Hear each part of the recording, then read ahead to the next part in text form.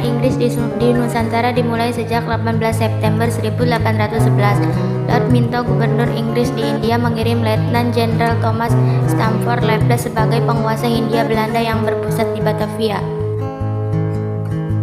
Perebutan atas Pulau Jawa. Pada tanggal 3 Agustus 1811, Angkatan Laut Inggris mendarat di Teluk Batavia di bawah pemimpin Gilbert Elliot, Lord Minto, dan Thomas Stamford Raffles. Armada Angkatan Laut Inggris terdiri dari 100 orang kapal dengan membawa 1.200 orang. Pendaratan dipimpin oleh Jenderal B. Mountbatten pada tanggal 4 Agustus 1811. Pada tanggal 8 Jumel yang ditugaskan mempertahankan Batavia terpaksa mundur hingga di garis pertahanan diambil oleh Janssens. Ia diimbau agar Pulau Jawa diserahkan kepada Inggris, tetapi ditolak. Segera terjadi pertempuran yang hebat di Mester Contreil selama 16 hari dan dimenangkan oleh Inggris.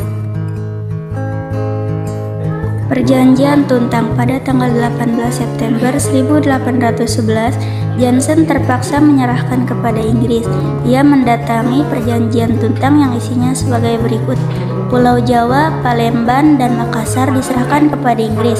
Semua anggota tentara Belanda ditahan. Pemerintahan Inggris tidak akan mengaku utang-utang yang dibuat oleh pemerintah Perancis selama masa pemerintahan Daendels. Pegawai-pegawai pemerintahan yang masih ingin bekerja di bawah pemerintahan Inggris boleh tetap memegang jabatannya.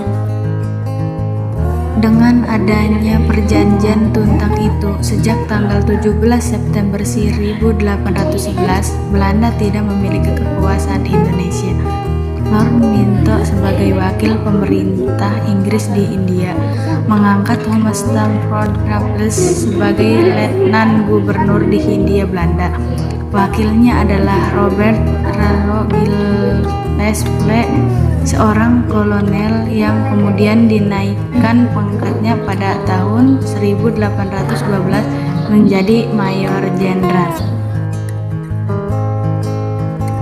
Kebijakan Raffles bidang birokrasi dan pemerintahan. Langkah-langkah Raffles pada bidang pemerintahan adalah membagi Pulau Jawa menjadi 18 keresidenan berlangsung sampai tahun 1964. 2. Mengubah sistem pemerintahan yang semula dilakukan oleh penguasa pribumi menjadi sistem pemerintahan kolonial yang bercorak barat. 3. Bupati atau penguasa pribumi terpaksa kedudukannya yang mereka peroleh secara turun-temurun. Bidang ekonomi dan keuangan. Petani diberikan kebebasan untuk menanam tanaman ekspor, sedang pemerintah hanya berkewajiban membuat pasar. Merangsang petani menanam tanaman ekspor yang paling menguntungkan. Penghapusan pajak hasil bumi kontingenten dan sistem penyerahan wajib berpelije leperanti yang sudah diterapkan sejak zaman Koch. Menetapkan sistem sewa tanah yang berdasarkan anggapan pemerintahan pemungutan pajak secara perorangan. Untuk merangsang petani menanam tanaman ekspor yang paling menguntungkan, penghapusan pajak hasil bumi kontingenten dan sistem penyerahan wajib berpelije leperanti yang sudah diterapkan sejak zaman Koch. Menetapkan sistem sewa tanah yang berdasarkan anggapan pemerintah, penguatan pajak secara perorangan. Bidang hukum. Sistem peradilan yang diterapkan Raffles lebih baik daripada yang dilaksanakan oleh Daendels, karena Daendels berorientasi pada besar kecilnya kesalahan. Badan-badan penegak hukum pada masa Raffles sebagai berikut. 1. Court of Justice terdapat pada setiap presiden. 2. Court of Request terdapat pada setiap divisi. 3. Police of Magister.